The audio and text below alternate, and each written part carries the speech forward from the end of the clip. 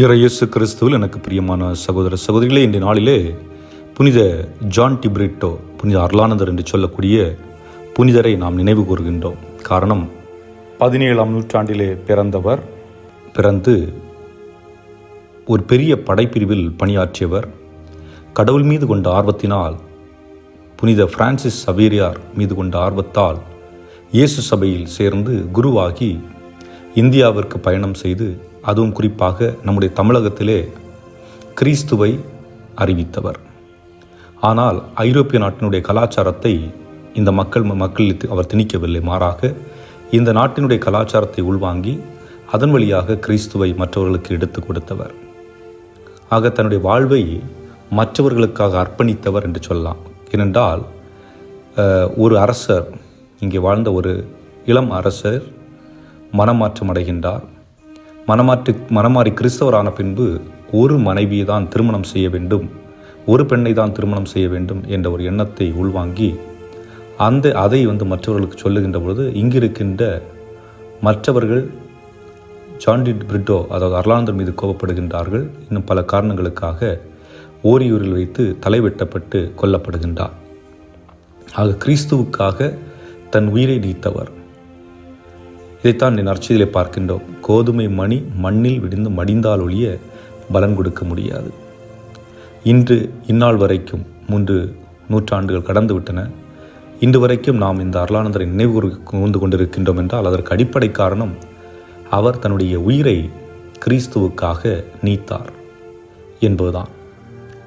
ஆகவே அன்புக்குரியவர்களே, இன்றைய நற்செய்தியில் இயேசு கூறுகின்ற அந்த உவமையானது எதை மையப்படுத்தி இருக்கிறது என்றால், பாலஸ்தீனியத்திலே விவசாயம் என்பது, அதாவது முதல் நூற்றாண்டிலே விவசாயம் என்பது அடிப்படை தொழில். மக்கள் பயிரிடுவார்கள் அல்லது விதைப்பார்கள், காத்திருப்பார்கள், அதன் பின்பு அறுவடை செய்வார்கள்.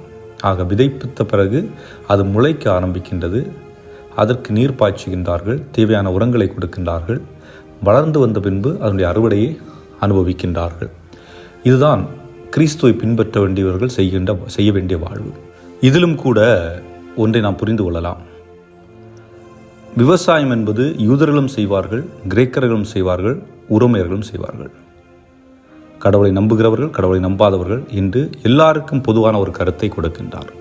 எந்த மனிதர் கடவுளை பின்பற்ற வேண்டும் அல்லது நல்லது செய்ய வேண்டுமோ அவர்கள் இதுபோன்று செய்தான் ஆக வேண்டும் என்பதுதான். ஆக கிறிஸ்துவை பின்பற்றக்கூடியவர்கள் என்று பார்க்கின்ற பொழுது நல்லது செய்யக்கூடியவர்களாக இருக்க வேண்டும், தன்னையே இழக்கக்கூடியவர்களாக இருக்க வேண்டும். தனக்கென்று வாழ்பவர்கள், அதாவது செல்ஃப் சென்டர்டு அல்லது செல்ஃபிஷ், இது போன்ற பண்புகளை உடையவர்கள் நிச்சயமாக கிறிஸ்துவை பின்பற்ற முடியாது. ஆக தன்னை முழுமையாக அர்ப்பணிக்கக்கூடியவர்கள் என்ற நிலைதான் இன்றைய வாசகங்கள் நமக்கு கொடுக்கின்ற ஒரு செய்தியாக பார்க்கின்றோம். அதிலும் குறிப்பாக இன்றைய முதல் வாசகத்திலே பார்க்கின்ற பொழுது, நாம் கடவுளை புகழ்ந்து கொண்டே இருக்க வேண்டும். நம்முடைய உதடுகள் இயேசுடைய பெயரை, கடவுளுடைய பெயரை உச்சரிக்கின்ற பொழுது நம்முடைய உதடுகள் கடவுளுக்கு காணிக்கை செலுத்தி கொண்டிருக்கின்றது என்று இன்றைய முதல் வாசகம் குறிப்பிடுகின்றது. உதடுகளும் மனமும் எண்ணங்களும் கடவுளை நோக்கி இருக்கின்ற பொழுது நம்முடைய கைகளும் நம்முடைய உள்ளங்களும் பிறருடைய நலனில் அக்கறை கொண்டதாக, பிற நலம் பேணக்கூடியதாக, பிறருக்கு உதவி செய்யக்கூடிய மனநிலை உருவாக்கக்கூடியதாக இருக்கும். ஆகவே ஆண்டவர் இயேசு சொல்லுகின்ற ஒரே சிந்தனை என்னவென்றால், இன்றைக்கு நாம் நம்மை மற்றவர்களுக்கு கொடுக்கக்கூடியவர்களாக இருக்க வேண்டும், பகிர்ந்து கொடுக்கக்கூடியவர்களாக இருக்க வேண்டும், பிற நலனில் அக்கறை கொண்டவர்களாக இருக்க வேண்டும். ஆக அன்புக்குரியவர்களை, கிறிஸ்தவர்கள் என்பவர்கள் விவிலியத்தை மட்டுமே வாசித்து விட்டு தியானித்து விட்டு அப்படியே செல்கிறவர்கள் அல்ல. விவிலியத்தை வாசிப்பது, தியானிப்பது, ஜெபிப்பது, பின்பு மற்றவர்களுக்கு கொடுப்பதில்தான் கடவுள் இன்பம் அடைகின்றார். கொடுப்பதில் நாம் பிறருடைய மனதை எந்த அளவிற்கு மகிழ்ச்சிப்படுத்துகின்றோமோ அந்த அளவிற்கு இறைவனை மகிழ்ச்சிப்படுத்துகின்றோம். ஆக அதை உணர்ந்தவர்களாக இந்த நாளிலே நம்மையும் நம்முடைய குடும்பத்தையும் இறைவன் கரத்தில் ஒப்புக்கொண்டு ஜெபிப்போம்.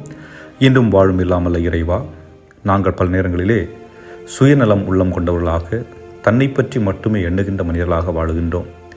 நாங்கள் பிறநலம் பேணக்கூடியவர்களாக, பிறரில் அக்கறை கொண்டவர்களாக, முடிந்த அளவிற்கு எங்களால் முடிந்த உதவிகளை செய்யக்கூடியவர்களாக வாழ வேண்டிய அருளையும் ஆற்றலையும் நல்ல மனதையும் தந்தருள எங்கள் ஆண்டவராய் கிறிஸ்து வழியாக மன்றாடுகின்றோம். ஆமேன்.